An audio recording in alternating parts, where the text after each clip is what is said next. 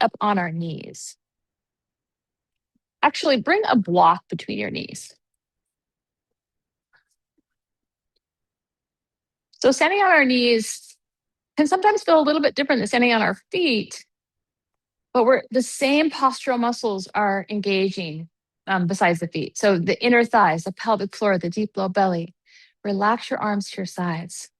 So we're going to practice a couple things today. Scaption plane.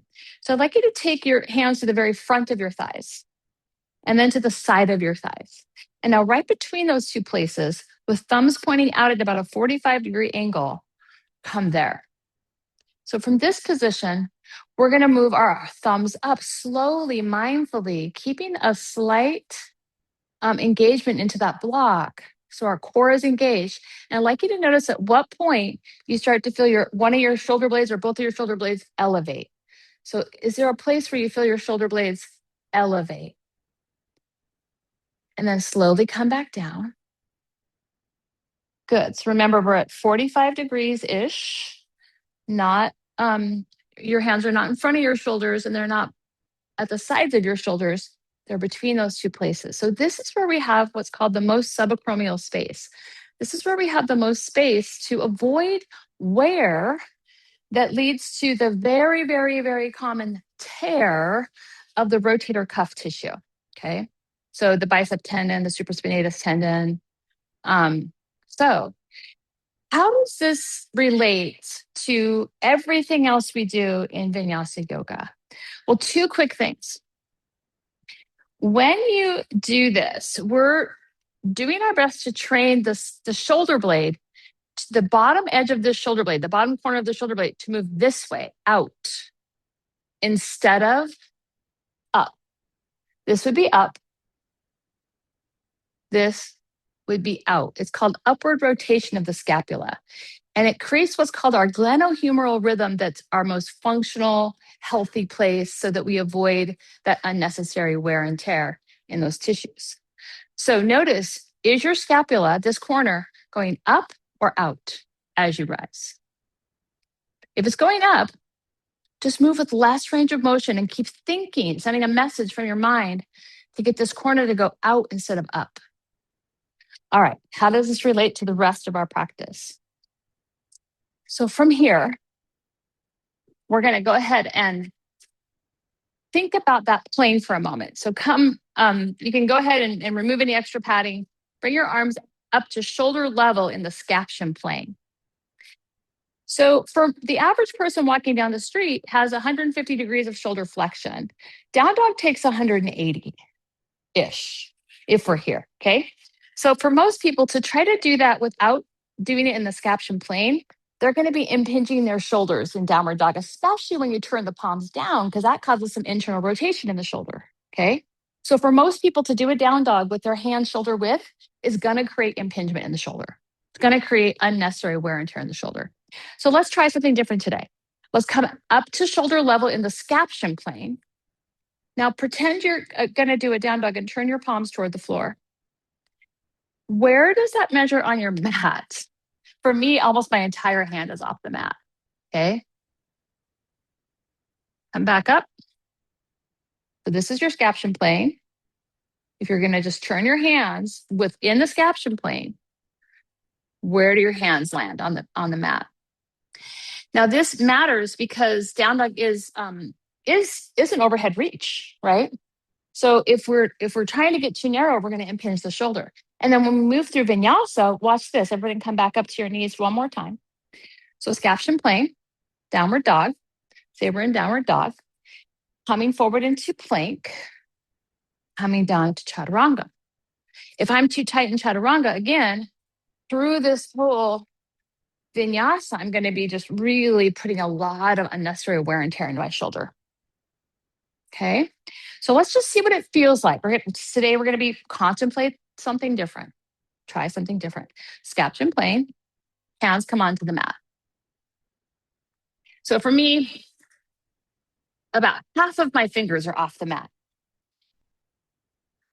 We're going to come to child's pose from here. Take a moment in child's pose to let your arms be active and straight with your elbows off the mat. So you're preparing for downward dog. You're measuring for down dog from child's pose. Now spread the fingers, really spread the fingers and thumb. Activate your hands like you're trying to grip a basketball. Okay, so every knuckle is pushing down into the mat, especially every knuckle of your first two fingers. Look forward toward your hands. Look at your hands. Activate those knuckles down into the mat. All right. Now from here, lift your hips, but keep your hands right there. Curl the toes. Send your hips up and back with your knees bent into a bent knee down dog. Notice how your shoulders feel. You want to feel space, strength in the shoulders.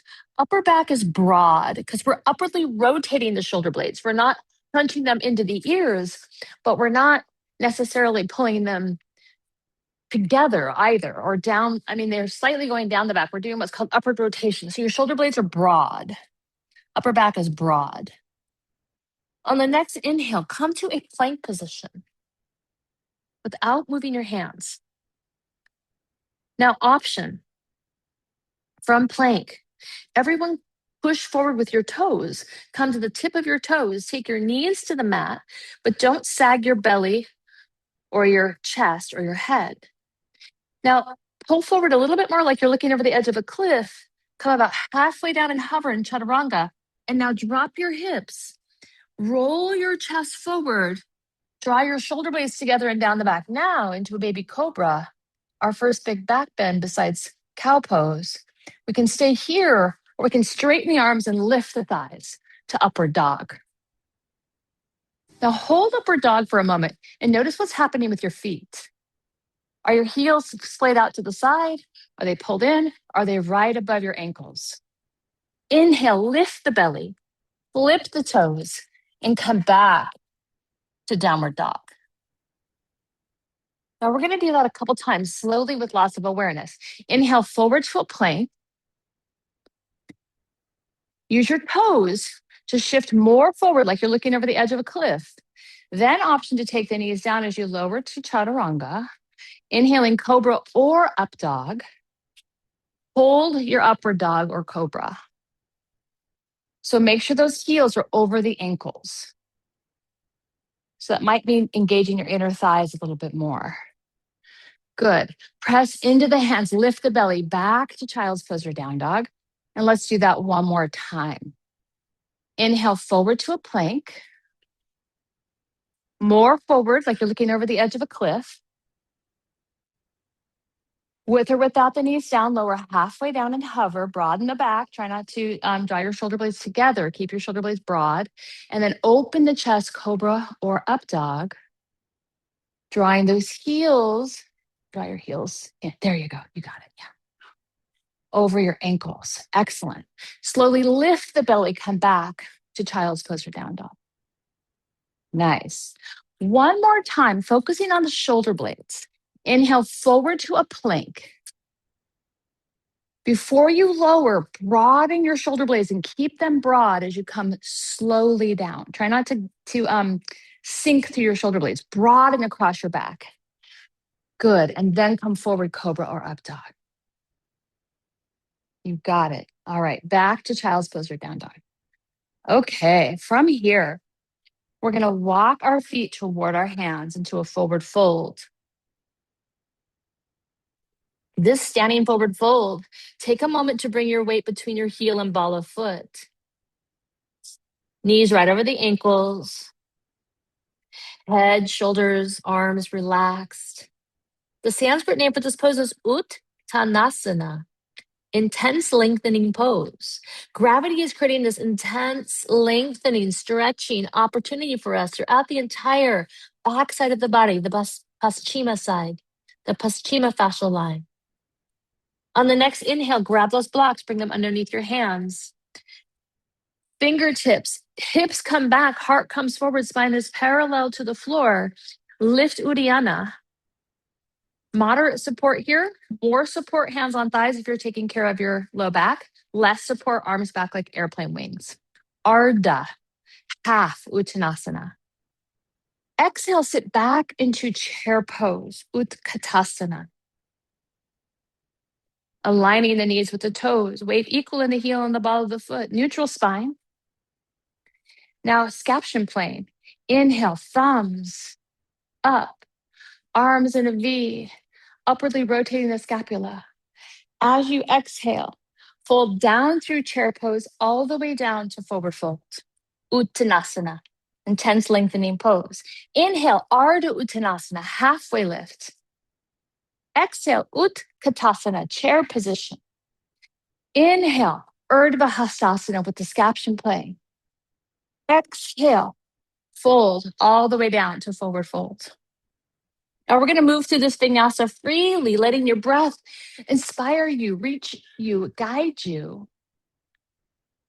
Every exhale feels very grounding. Every inhale feels liberating and opening.